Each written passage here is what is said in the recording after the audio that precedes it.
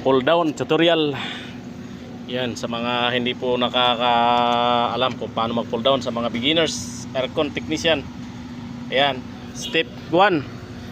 So, lagay ng gauge. Ayan, may gauge tayo. Monitor, high side ang gamit natin kasi nasa isang set yung isang team yung low side. So ayan. Ang unang buhak gagawin pag yan pressure na yan. Ito, sarado natin. Okay. Discharge, sarado. Yan. Tapos be ready tayo sa breaker mga idol.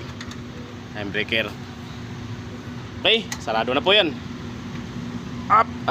Okay. Ito ang tabayan natin bumaba. Okay. Ito, marumi. Ink po yan, ink. Huwag nyo naintindihan yung dumi ng kamay dahil kasama sa trabaho yan. Okay. Baba natin to para makakabig tayo.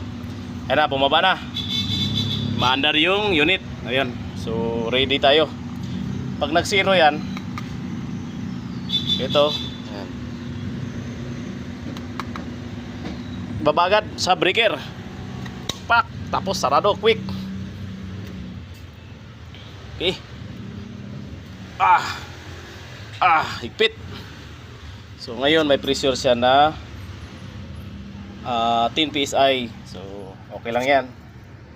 Mababa na yung percentage na yan. Wala nang halos hangin na lang yan. So, ngayon tapos na yung pull down system natin. Method pull down. Ang tawag dyan is pull down method. Pag kulong sa preyon para hindi masayang.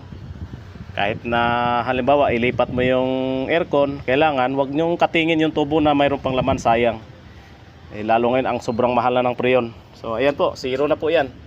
So pinakawala natin. Pwede na natin tanggalin. Okay, tanggal na tayo kasi kakalasin na yan doon sa loob. So nakababa na rin yung ating main breaker sa unit. So ayan, wala nang yan, wala na pong laman. So pwede na tayo mag-perform ng pagbaklas ng indoor. Okay, mga ma'am, sir, idol, technician. Ayan si bro, Master Arjun. Ay sir, nagbablog ko yung sir. Okay, tapos na pull down. Okay na po, thank you.